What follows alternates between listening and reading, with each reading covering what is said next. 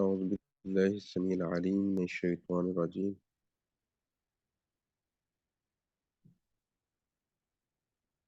أعوذ بالله السميع العليم من الشيطان الرجيم. بسم الله الرحمن الرحيم. جی آج ہم پڑھیں گے المقطوع مقطوع حدیث. مقطوع حدیث ایسی حدیث ہوتی ہے کہ جو تابعی سے یا تبع تابعی سے یا اس کے نیچے کسی شخص سے مروی ہو.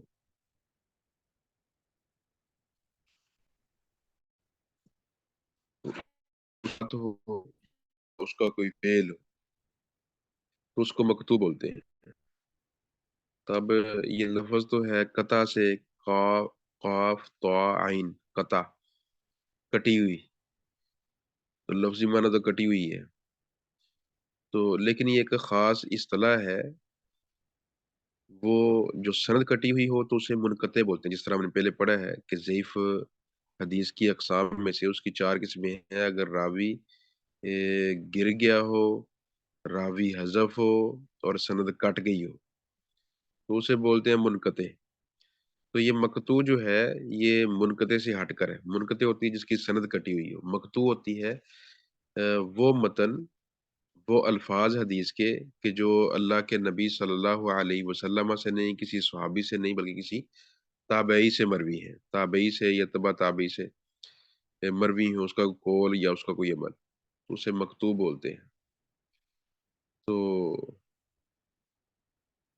اب اس کی مثلا مثالیں، یہ امام تھے کہ حسن بصری رحمۃ اللہ علیہ، وہ بیان کرتے ہیں. ان کے الفاظ ہے کہ ان سے پوچھا گیا جی کوئی شخص بدعتی ہے، مراد وہ نئے نئے اعمال جو ہے وہ ایجاد کر رہا ہے اسلام کے اندر اور ان پر عمل پیرا ہے، تو اس کے پیچھے نماز پڑھ لیں. تو حسن بصری رحمۃ اللہ علیہ کہتے ہیں صلی علیہ بدعتہ، کہ ہاں تم اس کے پیچھے نماز پڑھ لو، اس کی بدعت جو ہے اس کے اوپر ہی ہے، اس کا وبال اس کی ذات پر ہی ہے، تمہیں اس کی بدعت سے کوئی لینا دینا نہیں ہے. تو یہ امام حسن بصری کہتے ہیں. اور ایسے ہی ایک مسروق تھے رحمت اللہ علیہ، ان کے بارے میں آتا ہے کہ وہ اپنے اور اپنے گھر والوں کے درمیان ایک پردہ حائل کر لیتے اور پھر دنیا سے الگ تھلگ ہو کے تو نماز شروع کر دیتے. مطلب وہ تنہائی کے اندر اپنے رب کی پرستش کرتے ہوئے، نماز پڑھتے ہوئے یہ پردہ تان لیتے تاکہ دنیا سے الگ تھلگ ہو جائے. تو اب یہ مقطوع حدیثیں ہیں کیونکہ تابعین کے اقوال ہیں یا ان کے افعال ہیں. جو تابعی کا قول یا فعل ہو تو مقطوع حدیث ہوتا ہے. تو اب جس طرح ہم نے صحابہ کا پڑھا تھا تو اس طرح تابعین کا بھی یہی ہے کہ وہ دین میں شرعی احکام کے اندر اس کو تقویت دینے کا تو باعث ہوتا ہے، لیکن اس سے کوئی نیا حکم ثابت نہیں ہو سکتا. کوئی کہہ دے کہ یہ کام اس طرح ہے، یہ سنت ہے یا یہ طریقہ ہے، تو نئی کوئی دلیل نہیں وہ بنے گا. بہرحال البتہ جو احکام ثابت ہیں دین کے اندر ان کی مزید تقویت کا باعث بنے گا. دیکھیں جی یہ بات فلانا صحابی کہہ رہا ہے، فلانا تابعی کہہ رہا ہے، تو یہ بات زیادہ اتھینٹک ہے اس سے کہ کوئی عام محدث یا کوئی عام شخص جو ہے یہ والی بات کرے. تو یہ وہ بات کے اندر ایک اعتبار پیدا ہو جاتا ہے، وہ ذرا زیادہ معتبر ہو جاتی ہے. تو یہ ہے. باقی جو صحابی تھا، تابعی تھا، ان کی تعریف میں یہی بات ہے کہ یہ ان لوگوں نے مثلا تابعی جو ہے ایمان پر ہی فوت ہوا. ایسے ہی تابعی جو ہے وہ ہے، اور ایسے صحابی جس نے ایمان کی حالت میں اللہ کے نبی کو دیکھا ہے اور ایمان پر ہی فوت ہوا ہے. تو یہ ان کی تعریفات ہے. اور جو یہ اشخاص حدیث بیان کرے تو وہ حدیث تابعی کی حدیث اگر ہو تو وہ مقطوع کہلائے گی. تو حدیث قدسی، حدیث مرفوع، موقوف اور مقطوع، یہ اقسام تھی کہ روایت کس انسان تک، کس ذات تک پہنچ رہی ہے اس اعتبار سے. اب ہم آتے ہیں حدیث کی. کل ہم نے ذکر اور دعا کے متعلق 2 احادیث پڑھی تھی. یہ تیسری حدیث ہے۔ وعن ابی ہریرہ رضی اللہ عنہ قال قال رسول اللہ صلی اللہ علیہ وسلم، ابو ہریرہ سے روایت ہے، کہتے ہیں کہ اللہ کے رسول صلی اللہ علیہ وسلم نے فرمایا،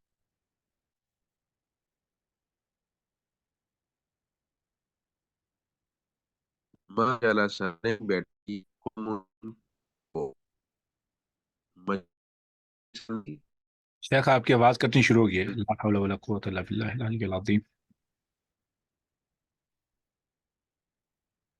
بات کر رہا تھا، اللہ کے رسول صلی اللہ علیہ وسلم فرماتے ہیں، ما جلس قوم، نہیں بیٹھی کوئی قوم، مجلسن کسی جگہ پر، یذکرون اللہ کہ وہ ذکر کرے اللہ کا، فی اس میں، کسی جگہ پر بیٹھ کر وہ اللہ کا ذکر کرے، الا مگر حفتہم الملائکہ، گھیر لیتے ہیں انہیں فرشتے، فرشتے انہیں گھیر لیتے ہیں، وغاشیتہم الرحمہ، اور ڈھانپ لیتی ہے انہیں رحمت، وذکرہم اللہ فی من عندہ، اور ذکر کرتے ہیں ان کا اللہ، فی من ان لوگوں میں، عندہ جو اس کے پاس ہوتے ہیں، اخرجہ مسلم، اس کو مسلم نے نکالا ہے۔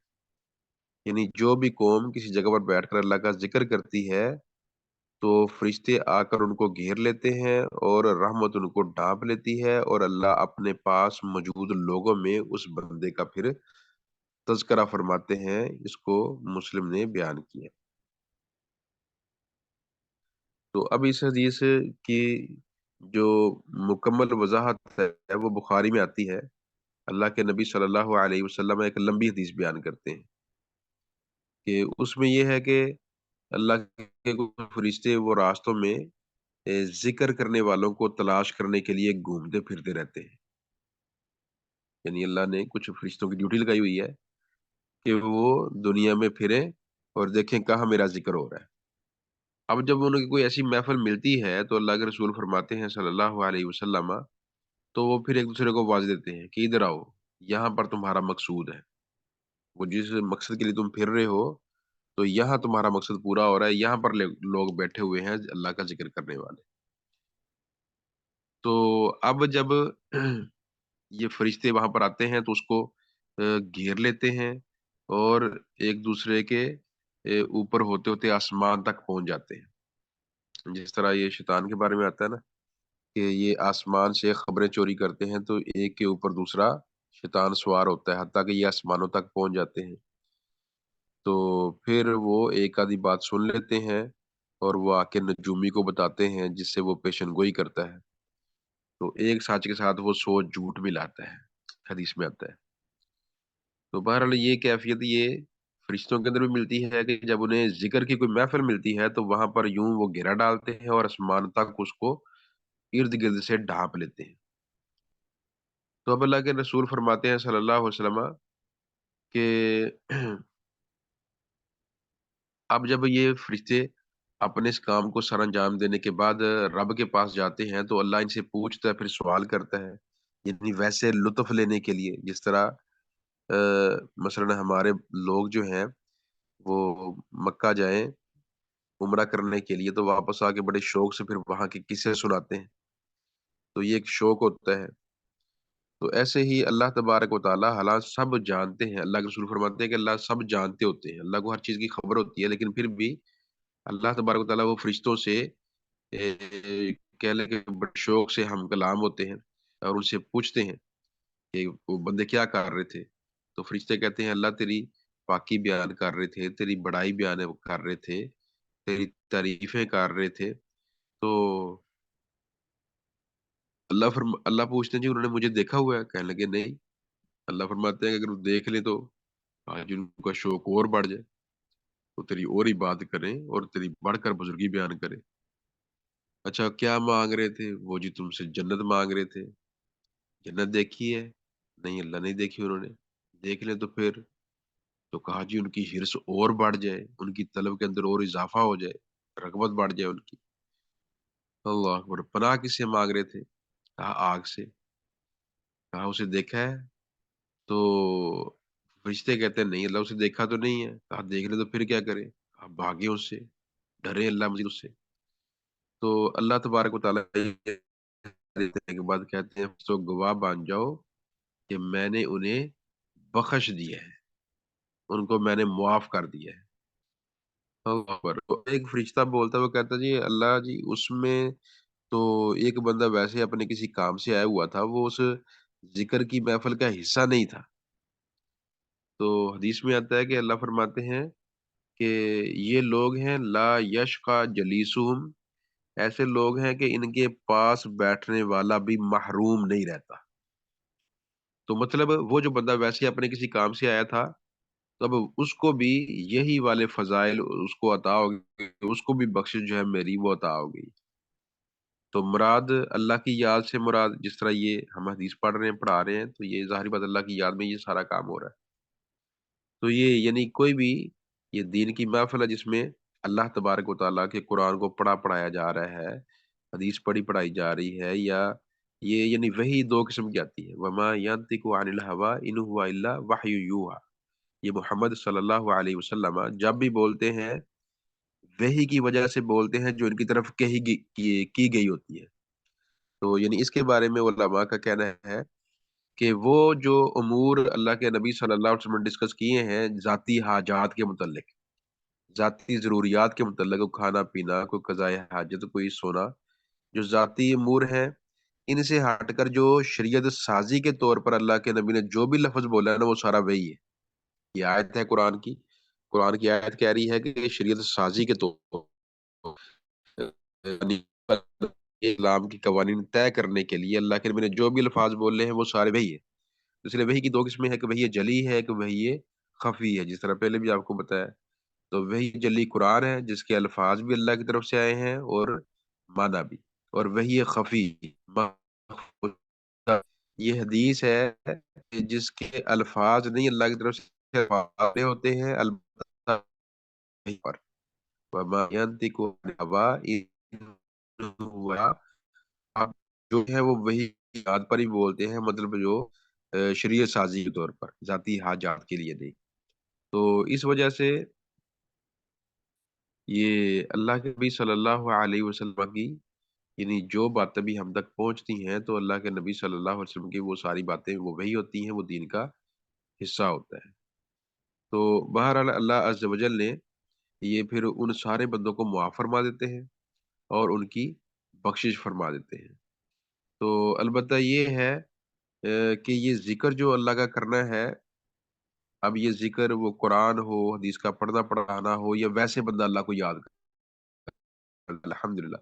اچھا ذکر جو اتنا ملتا ہے نا ہمیں قرآن و حدیث کے اندر، تو ہمیں یہی ملتا ہے کہ اللہ کے نبی صلی اللہ علیہ وسلم نے کوئی مفید جملہ بولا ہے، یا حی یا قیوم برحمتک استغیث، یا حی یا قیوم بولا ہے، تو ساتھ آگے دعا ہے۔ یہ یعنی قرآن میں اللہ فرماتے ہیں للہ الاسماء الحسنى فادعوا بها، اللہ کے اچھے اچھے نام ہیں، تو ان ناموں کو استعمال کرتے ہوئے اللہ سے دعا کرو۔ تو مطلب جب بھی دعا کرنی ہو تو اللہ کے ناموں کا اسے حوالہ دیا جائے۔ تو یہ وسیلہ جو ہے لوگوں نے ٹھیک ہے بنائے ہوئے ہیں مختلف وسیلے، لیکن جس کی دلیل ملتی ہے نا باقاعدہ، کہ جو خود اللہ نے بتائے ہوں، اللہ کے رسول نے بتائے ہوں، تو وہ تین قسم کے وسیلے ہی ہیں۔ مثلا ایک یہ للہ الاسماء الحسنى فادعوا بها، اللہ کے اچھے اچھے نام ہیں، وہ نام لے کر اللہ کو پکارو۔ یا حی یا قیوم برحمتک استغیث، اس طرح اللہم کا لفظ یہ بھی اللہ کو بڑا پیارا ہے، اکثر دعاؤں میں آتا ہے۔ ربنا کا لفظ یہ بھی قرآن کے اکثر دعاؤں میں آتا ہے، ربی ربنا، تو یہ ربنا کا لفظ، اللہم کا لفظ، اور یہ پھر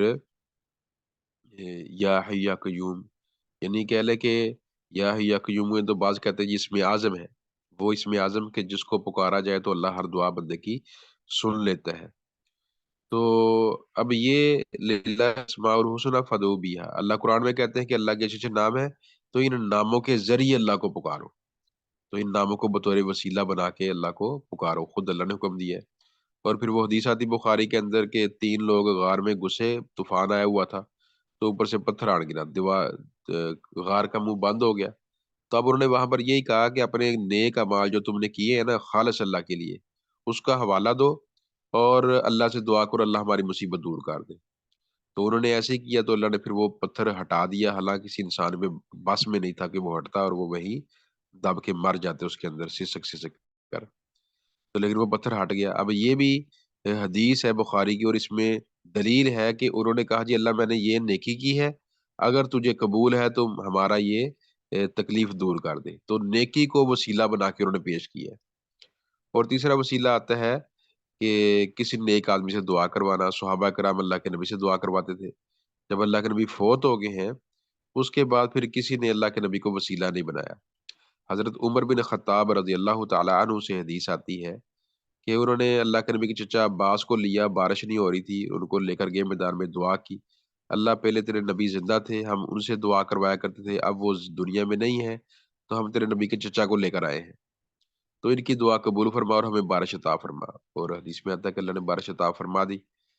تو مطلب یعنی زندہ شخص سے دعا کروانا اللہ کے نبی سے کرواتے رہے. جب آپ فوت ہو گئے تو پھر اس کے بعد انہوں نے حضرت عباس کو لے کے آئے میدان میں، حضرت عباس سے دعا کروائی.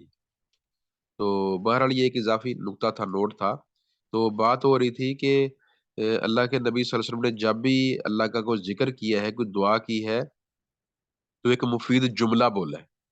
یا اللہ، یہ اللہ اللہ جس طرح بعض لوگ کرتے ہیں، اللہ اللہ اللہ اللہ، وہ اللہ کا نام جپتے جاتے ہیں. ٹھیک ہے، اچھی بات ہے، لیکن یہ طریقہ ہمیں اللہ کے نبی سے نہیں ملتا صلی اللہ علیہ وسلم، کہ اب صرف اللہ کا نام لیتے جائیں اور آگے کوئی بات نہ کرے، آگے کوئی سوال نہ کرے. اب جو بھی ذکر پڑھے حدیث کی کسی کتاب کے اندر یا قرآن کے اندر، اس ذکر کے مفید جملہ ملے گا، اور اللہ عز و جل سے کوئی دعا ملے گی کہ اللہ ہمیں یہ عطا فرما، یا اللہ کی بڑائی بیان ہوگی، اللہ اکبر، اللہ سب سے بڑا ہے، سبحان اللہ، اللہ پاک ہے، الحمدللہ، سب تعریفیں اللہ کے لیے. ایک مفید جملہ ہوگا، اللہ کی تعریف ہوگی، اللہ کی حمد ہوگی، اللہ کی ثنا ہوگی، اللہ کی بڑائی ہوگی، یا پھر کوئی سوال ہوگا، یا حی یا قیوم برحمتک استغیث. تو یہ یعنی دین کو بھی اپنانا ہے اور نبی کے طریقے کے مطابق اپنانا ہے. یہ نہیں ہو سکتا کہ ہم دین پر عمل کریں اور طریقے ہمارے اپنے ہو جائیں. اگر اپنے طریقے پر عمل کیا، ذکر بھی اپنے طریقے سے کیا، تو پھر وہ بھی اللہ کی بارگاہ میں نامقبول ہو جائے گا. کیونکہ عمل کی قبولیت کی شرطوں میں سے ایک شرط یہ ہے کہ جو بھی نیکی کرنی ہے وہ رسول اللہ کی سنت کے مطابق ہونی چاہیے. آپ کی سنت کی مہر ہونی چاہیے. اگر یہ مہر ہے تو وہ قابل قبول ہے، اگر مہر نہیں ہے، انسان کتنے بھی مشقت اٹھا رہا ہے، اللہ نے وہ نیکی قبول نہیں کر. اب حدیث ہے سنن دارمی کے اندر، یہ ابو موسیٰ اشعری رضی اللہ تعالیٰ عنہ اس کے راوی ہیں. تو ابو موسیٰ اشعری وہ صبح کی نماز سے نا پہلے عبداللہ بن مسعود رضی اللہ عنہ کے گھر میں آتے، تو ان کو پھر ساتھ لے کر وہ جاتے ہیں مسجد کے اندر. تو جب ان کے گھر میں آئے تو کہنے لگے مسجد میں ایک کام دیکھ کر آیا ہوں، تو مجھے تو وہ انوکھا معلوم ہوا ہے، لیکن کام اچھا ہی تھا، بہرحال مجھے تو اچھا لگا. تو کیا کام تھا؟ کہا جی آپ بھی زندہ رہے تو آپ بھی دیکھ لیں گے، آئے چلے مسجد میں چلتے. تو وہاں مسجد میں گئے، دیکھا وہاں پر نا نماز کا انتظار ہو رہا تھا، اذان ہو چکی تھی، اور ہلکے دائرے بنائے ہوئے ہیں، دائرے بنائے ہوئے ہیں اور نماز کا انتظار کر. تو اب کیا ہے کہ نماز کا انتظار کر رہے ہیں اور ساتھ نا گھٹلیاں پکڑی ہوئی ہیں ان کے امیر نے. وہ کہتا ہے پڑھو سبحان اللہ، وہ سبحان اللہ پڑھ رہے ہیں اور ساتھ گھٹلیاں پھینک، جس طرح ہمیں یہ جس طرح کل لوگ کرواتے ہیں اس طرح وہ گھٹلیاں پڑھتے ہیں. تو سبحان اللہ سبحان اللہ، پھر وہ کہتا ہے الحمدللہ پڑھو، وہ گھٹلیاں پھینکتے جا رہے ساتھ پڑھ رہے ہیں الحمدللہ الحمدللہ، پھر اللہ اکبر پڑھو. تو ایسے وہ پڑھ رہے ہیں. تو عبداللہ بن مسعود رضی اللہ تعالی عنہ آئے. تو آپ دیکھا آپ نے کہ جی اللہ کا ذکر ہو رہا ہے. حالانکہ یہ ذکر وہ ہے سبحان اللہ والحمد للہ ولا الہ الا اللہ واللہ اکبر، آگے حدیث بھی آ جائے گی کہ یہ قرآن کے بعد سب سے افضل ذکر ہے. تلاوت قرآن کے بعد سب سے افضل ذکر یہ والا ہے، سبحان اللہ الحمد للہ لا الہ الا اللہ اللہ اکبر. اب یہ والا ذکر ہو رہا ہے. تو ابن مسعود رضی اللہ تعالی عنہ انہوں نے جب یہ دیکھا تو کہنے لگے پہلے تو ابو موسیٰ سے کہتے ہیں کہ تم نے انہیں کہنا تھا کہ اپنی برائیاں گنو، تو اور کوئی نیک کام نہ کرو، اپنی برائیاں گنو، تو میں اس بات کا ضامن ہوں کہ تمہاری کوئی نیکی ضائع نہیں ہوگی. اپنی برائیاں گنو اور ان کا خیال کرو. تو بہرحال پھر ابن مسعود خود آئے ہیں. تو पूछा ये क्या हो रहा है? कहने लगे जी हम तकबीरें पढ़ रहे हैं, ला इलाहा इल्लल्लाह पढ़ रहे हैं, सबसे अफजल जिक्र जो है वो कर रहे हैं। तो इब्न मसूद कहने लगे जी तुम अपनी बुराइयां गिनो, मैं तुम्हें गारंटी देता हूँ कि तुम्हारी नेकियां जाया नहीं होंगी, और ए उम्मत मोहम्मदिया तुम पर अफसोस, इतनी जल्दी तुम तबाह होगे। हाँ, अभी नबी के सहाबा, उनकी एक तादाद मौजूद है, जिंदा है, आपके कपड़े बोसीदा नहीं हुए, आपके बर्तन नहीं टूटे, उस जात की कसम जिसके हाथ में मेरी जान है, या तो तुम ऐसे दीन पर हो जो मोहम्मद सल्लल्लाहु अलैहि वसल्लम के दीन से ज्यादा हदायत वाला है, या तुम गुमराही का दरवाजा खोल रहे हो, या तो तुमने नबी के दीन से ज्यादा हदायत वाला दीन चुन लिया है, या तुम गुमराही का दरवाजा खोल रहे हो। तो वो यानी बड़े गुस्से से ये लोग फरमाते हैं, तो वो कहने लगे हमने तो खैर का इरादा किया था, ऐ अबू अब्दुर्रहमान, हमने हमारा तो खैर का इरादा था, हम तो नेकी समझ के कर रहे हैं ये। तो इब्न मसूद कहने लगे कई लोग ऐसे हैं जो नेकी का इरादा करते हैं लेकिन उसको पा नहीं सकते। तो मैंने अल्लाह के रसूल से सुना था कि एक कौम आएगी, वो कुरान पढ़ेगी लेकिन वो कुरान उनके गलों से नीचे नहीं उतरेगा, उनकी हंसली की हड्डी से उनके गले से नीचे नहीं उतरेगा। तो मुझे अल्लाह की कसम है, मैं नहीं जानता, शायद अक्सर लोग तुम ही में से हो। ये जो तुम नई नई नेकियां याद कर रहे हो, नए नए काम करने की कोशिश कर रहे हो, काम क्या थे वो? अज़कार तो जिक्र तो पुराने थे, अल्लाह के नबी के बताए हुए थे, और बड़े ही मोतबर और बड़े ही आला जिक्र था वो। तो फर्क क्या था? तरीका नया था उनका, कि नमाज के इंतजार में बैठे हैं और एक अमीर उनको जिक्र करवा रहा है और वो गुठलियां पढ़ रहे हैं। तो अब गुठलियां पढ़ना, फिर इस तरह दायरे बना के बैठना नमाज से पहले, ये तरीका सहाबा के अंदर नहीं था, वो सारी नमाजें पढ़ते रहे। तो अब्दुल्ला बिन मसूद जो है वो आलिम थे, इस उम्मत के बहुत बड़े आलिम है, फकीह आलिम थे बहुत बड़े। तो अबू मूसा अशरी रज़ी अल्लाह तआला अन्हु, ये भी बड़े नामवर सहाबी हैं। तो बहुत नेक आदमी थे, सहाबी थे, अल्लाह के नबी सल्लल्लाहु अलैहि वसल्लम ने इनको यमन का गवर्नर बनाया था, इनसे बड़ा काम लिया। तो लेकिन एक है कि नॉर्मल कोई पढ़ा लिखा आदमी हो, और एक है कि दीन का आलिम हो, दोनों में फ़र्क होता है। तो उनको, अबू मूसा को ये बात अच्छी लगी, तो लेकिन अब्दुल्ला बिन मसूद की राय का उन्होंने इंतज़ार किया। तो इब्न मसूद रज़ियल्लाहु तआला अन्हु कहते हैं कि ये अच्छी बात नहीं है, बल्कि ये गुमराही का रास्ता है। या तुमने नबी से बढ़कर कोई अच्छा रास्ता अपना लिया है, या फिर ये गुमराही का दरवाज़ा है। तो मैंने अल्लाह के रसूल से सुना है कि एक कौम आएगी, कुरान पढ़ेगी, उनके गलों से नीचे नहीं जाएगा। तो मुझे लगता है अक्सर तुम ही में से होगे। तो अमर बिन सलमा इस रिवायत के रावी हैं। वो कहते हैं कि मैंने ये जो हलकों में बैठे लोग ज़िक्र कर रहे थे ना, तो मैंने इनमें से देखा कि अक्सर लोग, जब जंगे नाहरवान हुई है खारजियों के खिलाफ, खारजी लोग वो थे कि जो कहते जी हम ही बस मोमिन हैं, बाकी सहाबा को भी उन्होंने काफिर कह दिया, नाउज़ुबिल्लाह, कि सारे सहाबा भी काफिर हो गए। तो इनकी सिफत अल्लाह के नबी ने ये बताई है कि नौजवान होंगे, थोड़ी उम्रें होंगी, जोश ज्यादा, होश कम। तो दीन के अंदर वो दीन से ऐसे निकल जाएंगे जैसे तीर अपने हदफ को लाके तेजी से निकल जाता है, उसके ऊपर कुछ भी आलूदगी नहीं लगी होती, ना खून ना कुछ, तो ऐसे दीन से निकल जाएंगे। तो यानी कम फहमी, कम इल्मी, और वो फतवे बड़े-बड़े दे देने, तो ये चीज़ थी। तो ये अल्लाह के नबी सल्लल्लाहु अलैहि वसल्लम ने फरमाया, तो कहा तो मुझे तुम वही लोग लग रहे हो। तो अमर बिन सलमा कहते हैं कि मैंने देखा जंगे नहरवान में वो खारजी जो गिरोह था, तो उनके साथ मिलकर इन लोगों ने नेज़ों के ज़रिए हम पर हमला किया।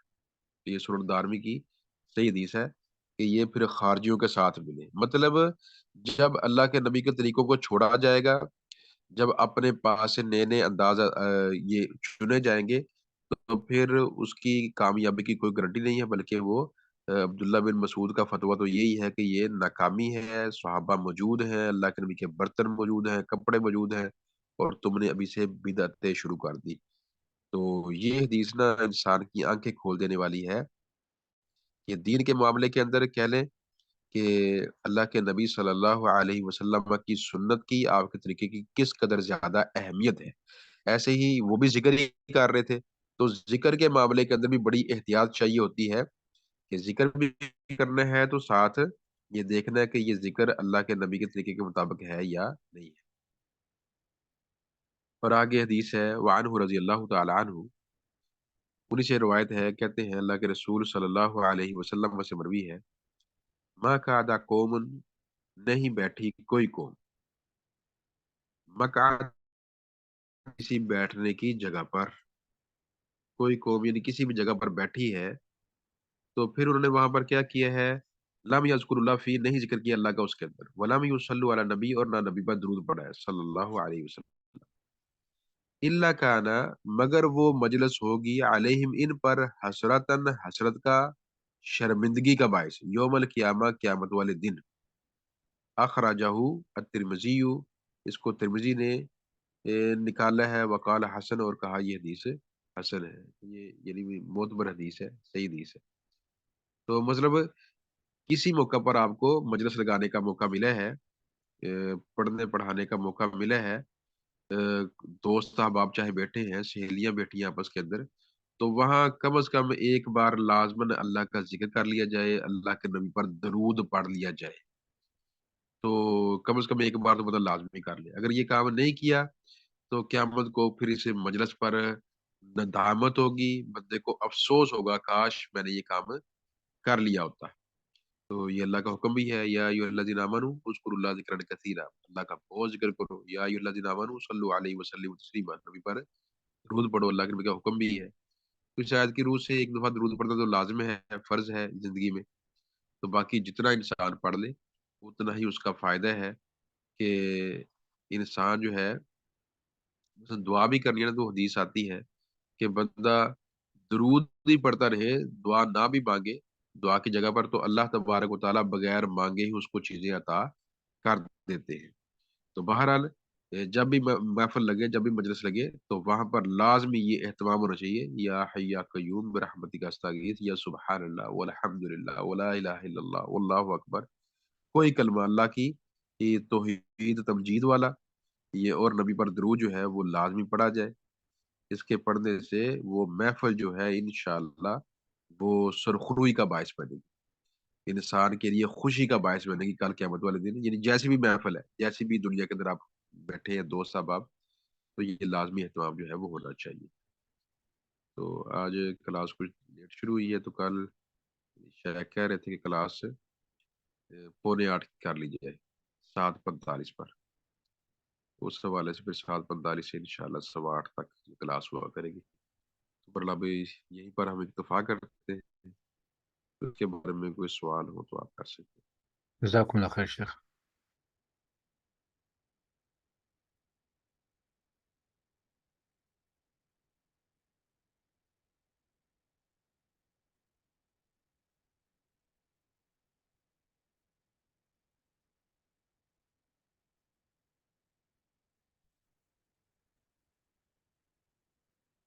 जज़ाकुमुल्लाह खैर। जी, जी। ठीक है, इंशाल्लाह। अस्सलाम वालेकुम। वालेकुम अस्सलाम व रहमतुल्लाह।